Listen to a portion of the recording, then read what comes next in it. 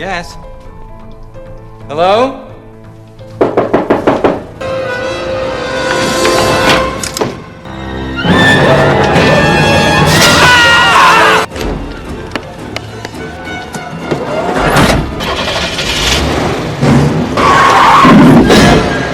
Hai guys, by the way, gimana nih kabar kalian semua? Seperti biasa, pada kesempatan kali ini gua akan kembali menemani waktu luang kalian dengan membahas sebuah film bertemakan psikopat atau pembunuh berantai sadis dengan ciri khas yakni memakai topeng.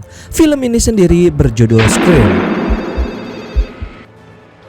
Ya, kalian juga udah pasti nggak asing lah ya sama film satu ini. Dirilis pada tahun 1996 lalu.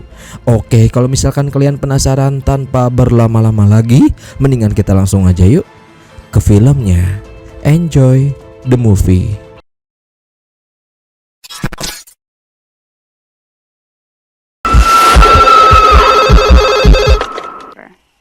It happens. Take it easy. Di awal film kita akan memperlihatkan kepada seorang wanita bernama Kayla yang tiba-tiba menerima telepon dari orang misterius yang tidak dikenal. Pada awalnya Kayla mengira jika telepon tersebut adalah kerjaan dari orang iseng. Namun tidak lama kemudian si penelpon pun mulai mengancam jika dia akan datang untuk membunuhnya dengan sangat kejam. Kayla yang mengira hanya diteror melalui telepon saja terlihat tidak terlalu mendagapi hal tersebut.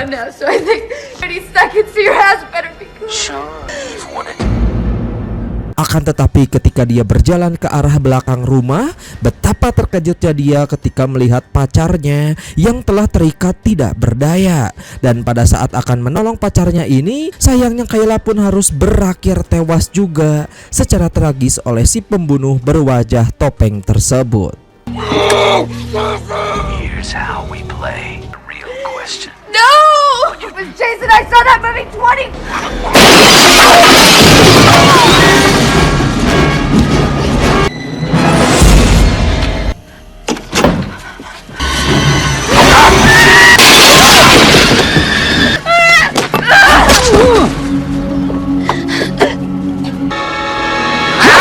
Casey. Singkat cerita, kemudian film pun berpindah dengan memperlihatkan kepada seorang cewek seksi bernama Sydney yang saat ini sedang belajar di kamarnya sendirian. Dan tidak berselang lama, seketika dia mendengar suara aneh dari belakang kamar, di mana suara tersebut ternyata berasal dari sahabat laki-lakinya bernama Billy yang menyelinap masuk ke dalam kamar. Sementara ayahnya yang mendengar suara teriakan Sydney lantas bergegas mengecek, sehingga di situ Sydney langsung memberitahu si ayah bahwa dia baik-baik saja dan cuman kaget karena tadi ada serangga masuk ke dalam kamarnya. Tepat setelah itu sang ayah yang bernama Mr. Prescott kemudian mulai meminta izin kepada anaknya ini mengenai dia yang akan pergi tugas keluar kota selama beberapa minggu, dan meminta kepada Sydney agar tidak membawa pacar atau teman laki-laki di saat dia pergi. Setelah memastikan si ayah pergi, kemudian Billy pun keluar dari tempat persembunyian di mana dia adalah mantan pacarnya Sydney dan dengan sengaja menyelinap masuk demi bertemu sang mantan pujaan hati. Things have changed and I have a little rough footage. no. Yeah. Singkat cerita, pada esok harinya kemudian kita akan diperlihatkan kepada suasana di sekolahan yang saat ini sedang tren membahas tentang kejadian yang menimpa Kayla dan pacarnya Steven. Oleh karena itu terdapat beberapa polisi yang berjaga memeriksa TKP, bahkan para wartawan pun ikut andil dalam rapat investigasi. What is going on? You don't know? Not anymore. So sad for mom and dad. I mean, Dulu was saying this is the worst crime they've seen in years, even worse than... Lalu tidak lama setelah itu teman Sydney bernama Tatum datang sambil menjelaskan tentang peristiwa mengenai tewasnya Kayla dan Steven yang merupakan teman satu kelas mereka. Dan oleh sebab itu Sydney serta beberapa siswa lain mulai diinterogasi dalam mencari keterangan kapan mereka terakhir bertemu korban sebelum dibunuh. Di mana masing-masing dari polisi itu bernama Dwayne dan juga Sheriff Burke yang diketahui merupakan rekan kerja Mr. Prescott alias ayah dari Sydney. are encouraged to return to their homes promptly. Tepat setelah selesai menjalani interogasi, kemudian Sydney mulai menyempatkan waktu untuk mendengar pembicaraan dari teman-temannya yang diantara kedua mereka bernama Stuart dan juga Randy, di mana kala itu mereka membahas tentang sebuah cerita horor mengenai psikopat bertopeng yang sering membunuh banyak orang. Namun Sydney menganggap jika cerita tersebut hanya cerita mitos, sehingga di situ dia mulai meminta pulang duluan kepada teman-temannya. Thanks, buddy. Besides, Never alone.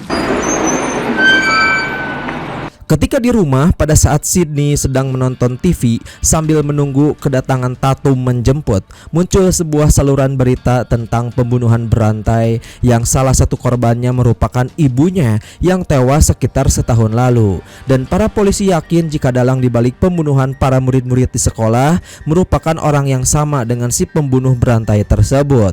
Sehingga di saat sedang asik-asiknya menonton, tiba-tiba Sydney pun mulai mendapatkan telepon dari orang misterius, di mana telepon itu sama seperti yang Kayla alami. Who is this? you tell me. Randy, you gave yourself away. Are you? No, it's just what's. Di sini Sydney mengira jika orang misterius yang menghubunginya adalah Randy, teman sekelasnya, karena si penelepon membahas tentang film horor yang disukai oleh sahabatnya itu.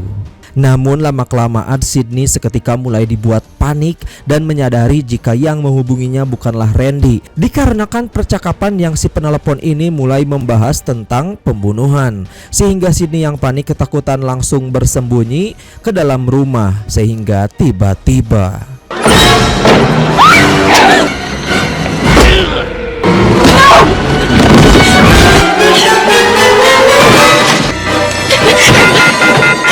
tapi dari serangan barusan, untungnya Sydney dapat berhasil melakukan perlawanan dan selamat dari serangan psikopat. Sehingga di situ dia bergegas menghubungi polisi dan secara bersamaan Billy pun datang melalui jendela kamar. Tapi bukannya merasa aman, justru Sydney malah dibuat takut karena tanpa sengaja Billy sempat menjatuhkan ponsel tepat di kakinya. Dan hal itu membuat Sydney pun menduga jika Billy lah orang yang barusan meneror melalui telepon.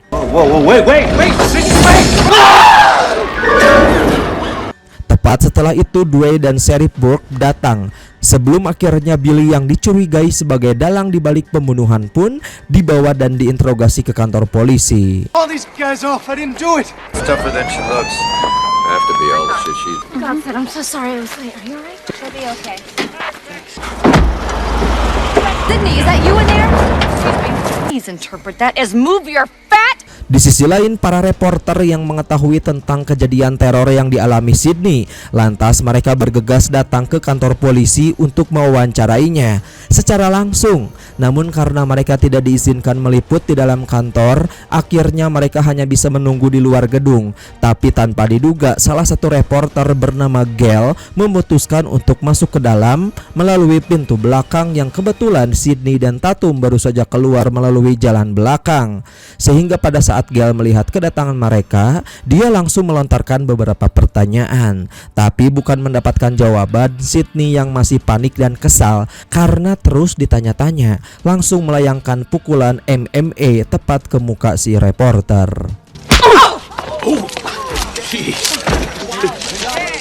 Bam! Bitch went down.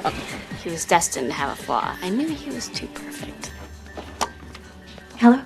Sesampainya di rumah pada saat Sydney dan Tatum sedang istirahat, sang psikopat misterius tiba-tiba mulai kembali melakukan teror melalui telepon. Sehingga Sheriff Dewey yang merupakan kakak dari Tatum harus bekerja ekstra untuk memastikan keselamatan mereka di setiap pergi kemana-mana. Handed down after the young Sydney testified against him. Namun dia yang mengira jika sekolah adalah tempat teraman bagi Sydney, ternyata perkiraannya salah besar, di mana ketika Sydney sedang berada di kamar mandi sendirian, teror terhadapnya masih saja berlangsung dan inilah yang terjadi. She's her own bubble butt boyfriend. Completely suicidal. One day she snaps. Beruntung dia dapat kembali berhasil lolos dari serangan. Namun berbeda dengan nasib salah satu guru di sekolah yang harus berakhir tewas di ruangan kerjanya. Yes. Hello?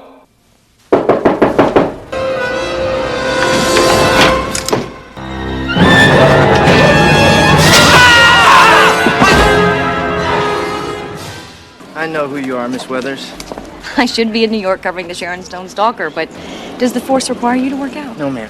Dan sebagai seorang polisi yang bertanggung jawab mengantarkan Tatum dan Sydney kemana-mana, lantas Sheriff Dewey mulai melakukan pengawasan ketat, selalu mengikuti mereka kemana-mana, mau itu pergi belanja ke supermarket atau kumpul bersama teman-teman sekolah. I told Stu to keep his mouth shut. She's as a result of your mother's untimely death. Penis don't deserve you, all right? Dan setelah selesai belanja, mereka kemudian terlihat pergi menuju ke rumah Stuart karena di rumahnya akan diadakan sebuah party kecil-kecilan. Sehingga di pesta itu para remaja tersebut mulai pada mabok-mabokan untuk merayakan hari kelulusan yang sebentar lagi akan berlangsung. Party should start without you, my man. Never know when or where a story will break. Dewey yang juga berada di tempat itu untuk mengawasi Sydney dan Tatum terlihat masih tetap bersiaga menjaga mereka dari kejauhan. How many evil dead? She's the scream. I'm kidding. Have a good time. Checking things out. So you did. Any camera. Namun di tengah-tengah pesta, Tatum yang disuruh Stuart pergi ke garasi untuk mengambil minuman, tanpa diduga psikopat bertopeng pun muncul.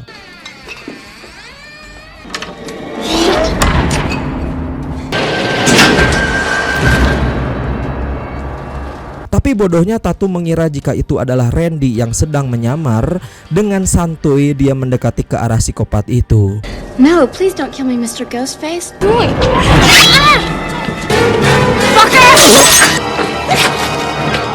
Dan apesnya dia malah tersangkut ke celah-celah garasi dan psikopat itu pun mulai mengambil kesempatan untuk membunuh Tatum.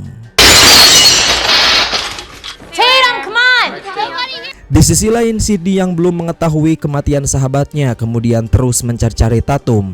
Tapi bersamaan dengan itu Billy dan Stuart pun datang menyapa, di mana sekarang Billy dinyatakan tidak bersalah dikarenakan ponsel yang dia bawa kemarin ketika di rumah Sydney tidak menunjukkan bukti yang kuat kalau Billy adalah si peneror. Sehingga Sydney langsung meminta maaf atas tuduhan kepada Billy tempo hari. Lalu di situ kemudian Sydney mengajak kedua temannya untuk mencari Tatum yang belum juga kembali sedari tadi. Cutie came to make up. For a genius. Di sisi lain, film kemudian berpindah kepada Gail, si reporter yang terlihat sedang berada di dekat rumah Stuart untuk mengawasi pesta para remaja, yang siapa tahu psikopat itu akan muncul mengacau di pesta tersebut, di mana jika sampai itu terjadi maka dia akan langsung menjadikannya berita. Lalu secara tidak sengaja dia bertemu Sheriff Dewey, yang kemudian Dewey mulai mengajak Gail berkeliling untuk membicarakan tentang pembunuhan yang sedang marak terjadi. Such a nice night out. Do you know what that constellation is? Namun di saat itu seketika mereka malah dibuat terkejut ketika melihat mobil Pak Prescott yang terparkir di semak-semak, di mana mereka menduga bahwa ayahnya Sydney lah pelaku yang sebenarnya di balik pembunuhan. Sampai pada akhirnya Dewey yang takut jika psikopat akan datang mengincar para remaja bergegas pergi mengecek menuju ke rumah Stuart. I don't know, when you're arrested, you're allowed. Sheriff Burke called your dad, I saw him. Kembali ke Sydney, di saat dia sedang berduaan di kamar dengan Billy, tidak lama kemudian sosok psikopat itu pun datang menyerang. Yang anehnya setiap kemanapun Sydney lari, psikopat itu akan selalu berhasil menemukan keberadaannya.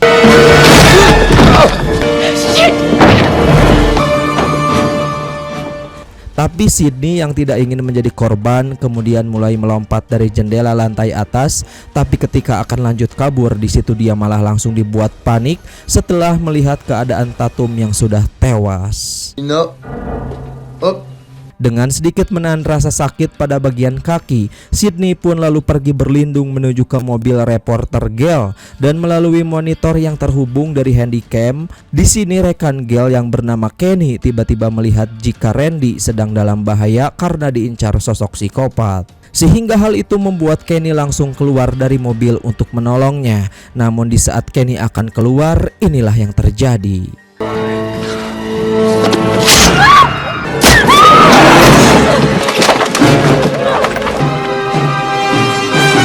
Sementara Gail dan Dwayne yang sudah sampai di halaman rumah Stuart, mereka langsung berpencar memeriksa situasi.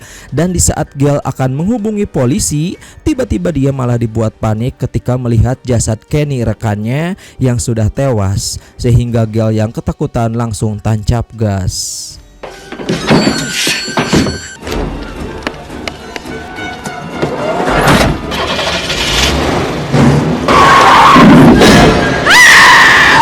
Namun karena tidak fokus, sayangnya membuat mobil yang Gail kendarai pun malah mengalami kecelakaan. Di sisi lain, Sydney yang melihat keadaan semakin tidak kondusif, ditambah dia melihat Dwayne tewas dibunuh psikopat di depan matanya, lantas bergegas kabur dari kejaran psikopat dan berhasil kabur menuju mobil polisi, lalu segera melakukan panggilan 911 untuk meminta bantuan. Akan tetapi tiba-tiba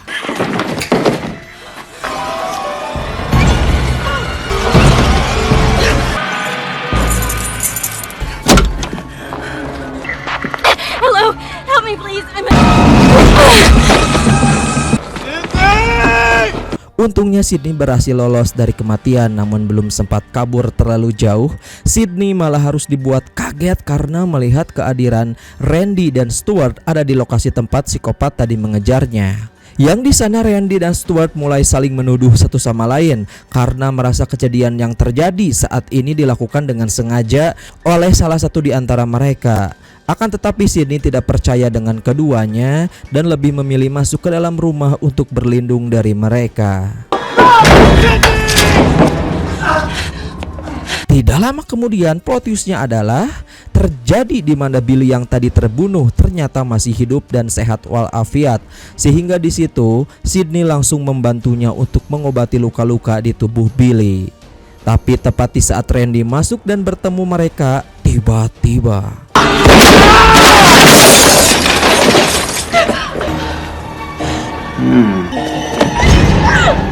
dan akhirnya di sini kita mengetahui bahwa rupa-rupanya semua pembunuhan yang telah terjadi selama ini adalah rencana dari Billy bersama Stuart yang telah membantunya. Di mana alasan Billy melakukan pembunuhan tersebut adalah karena ingin balas dendam kepada keluarga Sydney, dikarenakan ibu dari Sydney yang bernama Maureen telah berselingkuh dengan ayahnya yang menyebabkan keluarga Billy hancur berantakan. Bahkan pelaku yang membunuh Maureen 1 tahun lalu adalah Billy itu sendiri. You wouldn't believe how easy he was to frame. Don't think so. Your mother was no Sharon Stone. Tepat setelah itu, Billy kemudian menjelaskan jika dia bersama Stuart telah merancang semua kejadian pembunuhan sejak ayahnya Sydney mengatakan akan pergi bertugas keluar kota, di mana pembicaraan tersebut terdengar oleh Billy ketika diam-diam masuk ke kamarnya pada malam itu. Sehingga Billy dan Stuart akan membuat alibi seolah-olah Park Prescott lah dalang yang menjadi sosok pembunuh tersebut, dikarenakan dia sengaja telah menyimpan mobil serta barang milik Park Prescott di dekat rumah. Selesai menjelaskan hal itu, di saat Billy akan menghabisi mereka tanpa diduga, pistol yang dia gunakan sebelumnya pun telah menghilang, di mana Gail yang ternyata masih hidup telah mengambil senjata dan mengancam kedua psikopat ini agar segera menyerah. Right here, asshole. Finds the gun, foils your plan. Tapi karena si Gail lemah, sayangnya dengan mudah Billy dapat berhasil membuatnya tidak sadarkan diri. Works better without the safety on. Baby, you're gonna love this. Sementara Sydney yang mendapat kesempatan kabur dengan cerdik langsung sembunyi dari mereka, dan di saat mendapatkan kesempatan dia langsung menyerang kedua psikopat ini sehingga berhasil membunuh mereka berdua.